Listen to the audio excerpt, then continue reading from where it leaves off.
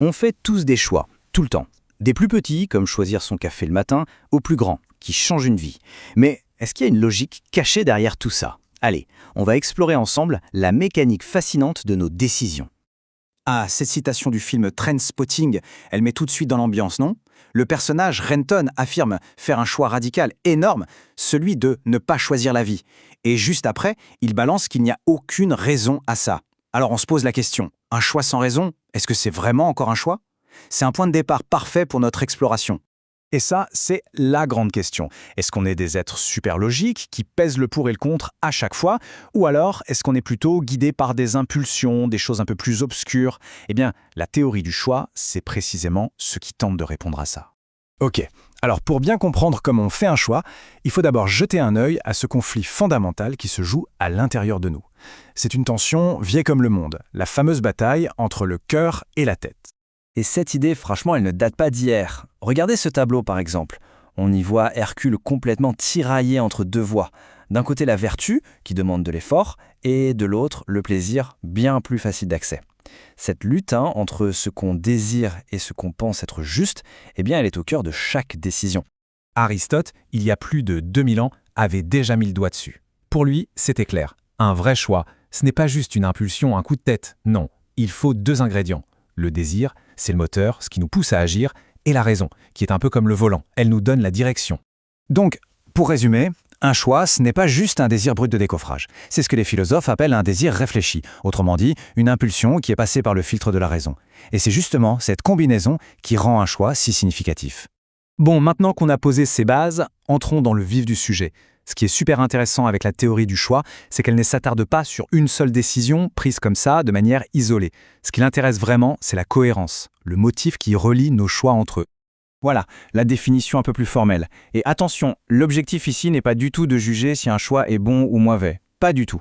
L'idée, c'est plutôt de jouer les détectives et de chercher s'il existe une logique cachée qui explique la séquence de nos choix au fil du temps.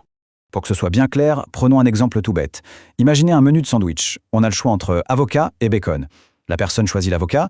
Ok, c'est simple, c'est direct. Et c'est là que les choses se corsent. Le vendeur ajoute une troisième option, le fromage. Le menu est donc avocat, bacon, fromage. Et là, bizarrement, la personne change complètement d'avis. Elle ne prend plus l'avocat, mais le bacon. Attendez une seconde. Pourquoi est-ce que le choix a changé? Le simple fait d'ajouter une option que de toute façon personne n'a choisie a tout chamboulé. Logiquement, si l'avocat était préféré au bacon, il devrait toujours l'être, non? Ce comportement a l'air complètement irrationnel. Et voilà, c'est exactement ce genre d'incohérence que les théoriciens adorent examiner à la loupe. Alors, petite parenthèse avant de continuer. Il faut savoir que la théorie du choix, c'est un domaine immense, un truc énorme, avec plein de branches, un peu comme cet arbre généalogique. Ça analyse les choix en situation d'incertitude, les décisions stratégiques, bref, c'est très vaste. Pour aujourd'hui, on va se concentrer sur le cas le plus fondamental, un choix individuel, où toutes les options sont bien connues. Alors revenons à notre sandwich. Comment les experts font-ils pour déterminer si un enchaînement de choix est rationnel ou pas? Eh bien, ils ont établi des règles très précises, des sortes de tests de pure cohérence logique. Il y a deux règles principales à connaître. La première, la condition de contraction. C'est tout simple. Si on choisit l'avocat dans le menu complet, on devrait aussi le choisir si une autre option disparaît. Logique. La deuxième, c'est la condition d'expansion. C'est un peu l'inverse. Si on préfère le bacon à l'avocat en face-à-face et le bacon au fromage en face-à-face, alors, quand les trois sont proposés, on devrait choisir le bacon. Au fond, ce sont des règles de pur bon sens. Ce qu'il faut vraiment retenir, c'est que la rationalité, dans ce contexte, ce n'est rien de plus que de la cohérence.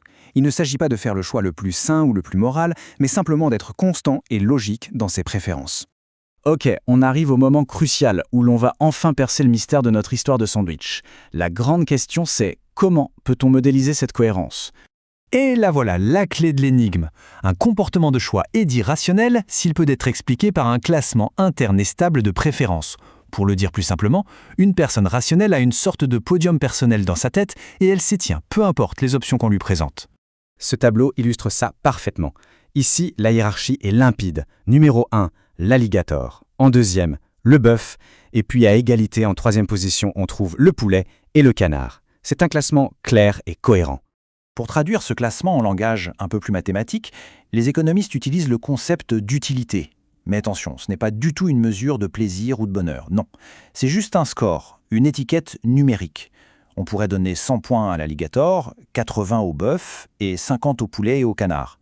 Ces chiffres ne servent qu'à une seule chose, représenter l'ordre des préférences. La conclusion est donc toute simple. Un choix rationnel, c'est juste regarder les options disponibles sur le menu et prendre celle qui a le score d'utilité le plus élevé dans son classement interne. C'est tout. Et voilà, le mystère de notre sandwich est résolu. Le choix du bacon, après l'ajout du fromage, violait ses règles de cohérence. Il ne peut donc pas être expliqué par un classement de préférence stable. D'accord, mais concrètement, à quoi ça sert tout ça? L'idée, ce n'est pas de juger les gens, mais de nous donner un outil pour mieux comprendre la logique de nos propres décisions, et pour identifier, peut-être, nos propres incohérences. Mais même avec cet outil, notre psychologie reste sacrément complexe. Prenez ce paradoxe, par exemple. Dans les deux cas, on peut économiser exactement 10 € en faisant un petit effort de 5 minutes.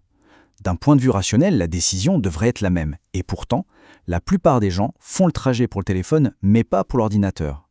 Alors pourquoi?